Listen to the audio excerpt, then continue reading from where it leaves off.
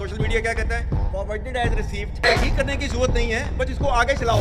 अब तो झूठ बोलना बड़ा मुश्किल है। मोबाइल फोन है, आप गूगल करें, आपके पास 2 मिनट के अंदर सब कुछ आ जाता है। मैं सवाल ही पूछता हूँ कि क्या हम भेड़ बकरियां हैं, हम कीड़े मकोड़े हैं कि आप जब फैसला करें पहले आप, और मैंने आपके कानून से, जनरल बाजवा के कानून सुना कि ये करप्ट है, अब आपने फैसला किया कि ये ठीक हो गया और आपने फैसला किया कि जनाब ये आप उनको ठीक करें। क्या हम वो कीड़े मकोड़े हैं कि जिधर आप भेड़ बकरियों को धकेलेंगे हम उधर चले जाएंगे? यानी हम इंसान हैं या हम जानवर हैं? आज तक इंसानियत की तारीख में सिर्फ 2 रियासतें हैं जो कलमे की बुनियाद पर बनी हैं। पहली जो थी उसका नाम है रियासत तैयबा, क्योंकि तैयबा जो है वो नबी करीम सल्लल्लाहु अलैहि वसल्लम ने उसको नाम दिया था। और मदीना की रियासत की बुनियाद रखी गई थी इंसाफ और इंसानियत पे, रहम पे। जो एक रियासत रहम करती है अपने कमजोर तबके पे, अपने गरीब तबके पे।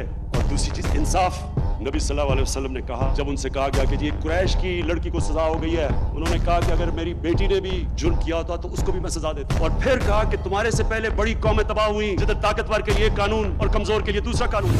Pakistan needs to be a hard state, a country whose all institutions, whose all departments, organizations, divisions, allied departments, they are working as per the law, they are fully operational, and everything is being done as per the constitution, is a hard state. ये भी सोच लें कि आज हमारे इंसाफ के निज़ाम, यानी ये कैसे कोई इस तरह आपके ऊपर हर किस्म का केस है, दहशतगर्दी का सब केस लगा हुआ। जैसे ही आपने कहा मैं पार्टी छोड़ूं, केसेस खत्म। हमने आइन के मुताबिक, दुनिया की पार्लियामेंट्री डेमोक्रेसी की रवायत के मुताबिक, आइन के मुताबिक हमने अपनी कमेंट्स रिजॉल्व कर दी। 90 दिन में इलेक्शन होना था, हमें तो कोई इलेक्शन ही नहीं मिला। यानी ओपनली आइन की इन्होंने खराब वर्जी की। It's not a question of when will Pakistan rise. It is no more a question. Pakistan has already started rising.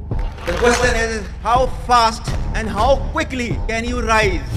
मुझे बताएं कौन मुल्क से बाहर से पैसा लेके आएगा ओवरसीज पाकिस्तानी, जब वो देखेगा कि शहबाज शरीफ और शरीफ खानदान और जरदारी खानदान इनके पैसे बाहर पड़े, कौन लेके आएगा पाकिस्तान? जब इनको एतमाद पाकिस्तान की इकोनॉमी में नहीं है तो वो उनको कैसे एतमाद आएगा पाकिस्तान की इकोनॉमी में? किधर से आएगा पैसा?